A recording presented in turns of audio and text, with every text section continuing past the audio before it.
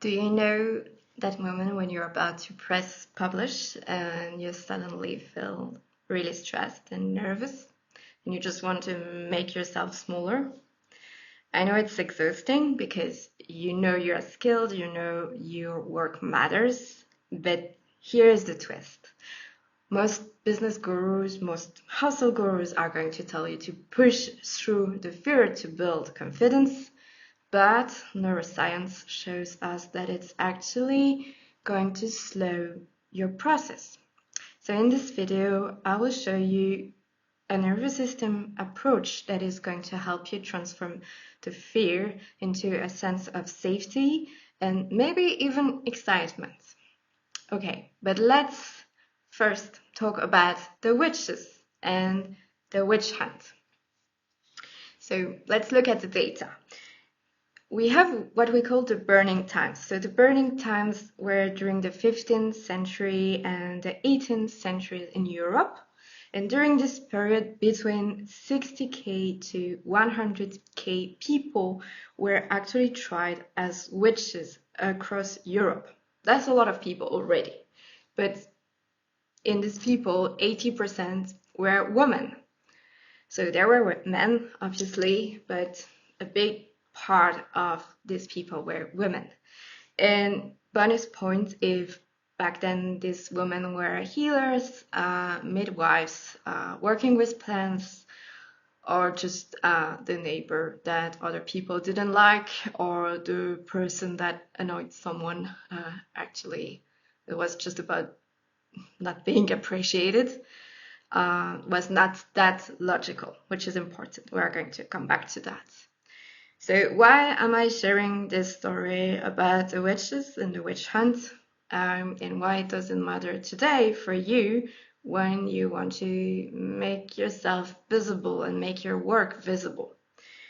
Because we all, as human beings, have a biological need for community and for belonging. It's a biological need. It's not something that we can forget.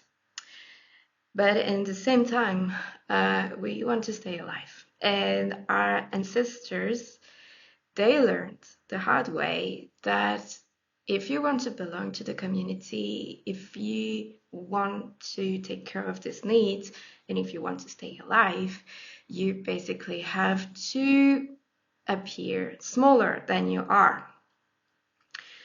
Especially for our ancestors that worked with healing modalities or that were midwives, it was actually really difficult to show up as being in your power.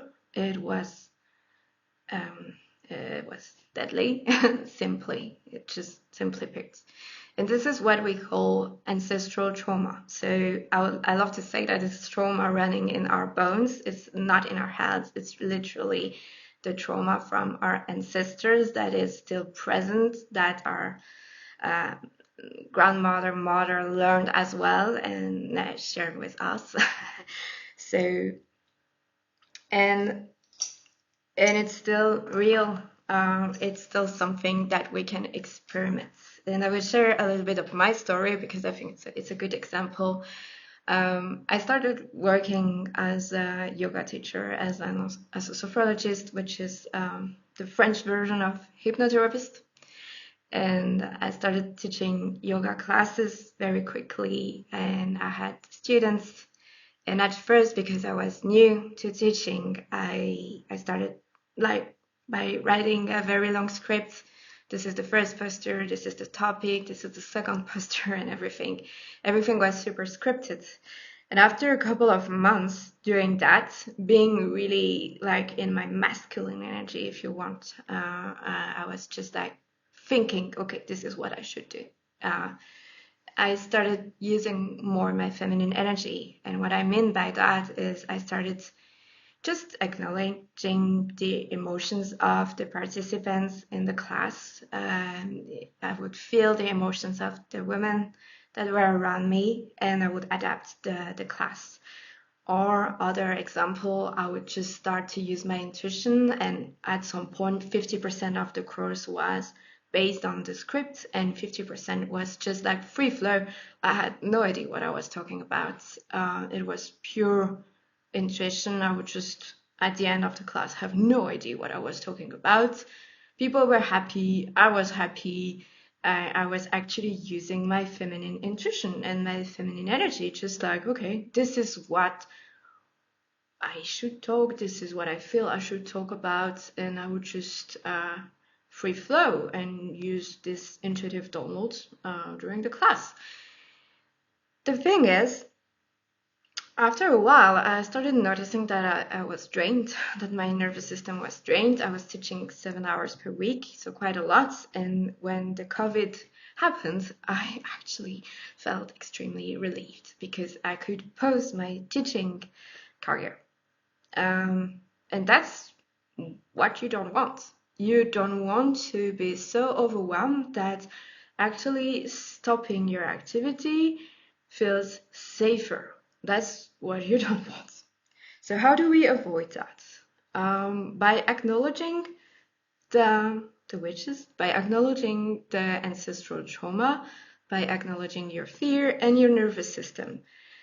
The approach that I'm going to share is completely different from what most business coaches are going to share, because we want first to have compassion for ourselves. You want to have compassion because compassion is actually really supportive for the nervous system. It's just super efficient. If you want your nervous system to deal with more challenges, have compassion. It's going to work so much better.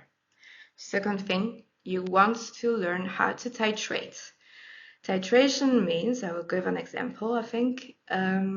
For example, you want to publish a post on Instagram about your new offer, but you do feel completely overwhelmed, you feel stressed, or you're just shutting down, like you just want to take a very long break. Allow yourself to take a break, 5-10 minutes break, titrate, do something that feels safe, then come back to it for a couple of minutes. And if you need to, again, take a break, do something that feels safe. And you can titrate between, I'm challenging myself, I do the work, I don't stop, I do the work. But when it's overwhelming, I take a break, I titrate. And you can titrate like this all the time. You can work like this. You can use titration in your work. That's what I do. And this is life-changing because what your body is going to learn is, first, my emotions, they matter.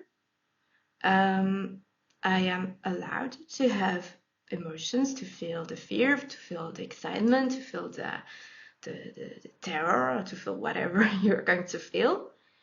And because your body is allowed to feel, you are going to build more nervous system resilience, and it's going to be much easier to face the challenges of being visible online because it's going to feel safer and safer and safer and safer. So use first compassion, and second, use titration. You feel, then you feel safe. You feel, then you feel safe. You don't want to push through because it's not efficient. I'm sorry. This is just not efficient. And what you want to avoid is at some point to stop your activity because it's too overwhelming, or to take a long break. And you just want to be able to work and to share your purpose and your gifts with the world. That's what you want. Okay. So I thank you for watching the video so far. If you're looking for a more concrete practice, there is one. It's called 15-minute nervous system reset practice. I will share the video here or here somewhere on the screen. You can check the video because I guide you through a nervous system practice. You can definitely use it whenever you feel this fear of visibility, so you can slowly increase the resilience of your nervous system, and you can basically share your gifts to the world without feeling completely overwhelmed, and with a deep sense of safety that is going to turn at some point into a sense of excitement, which is beautiful. Have a nice day.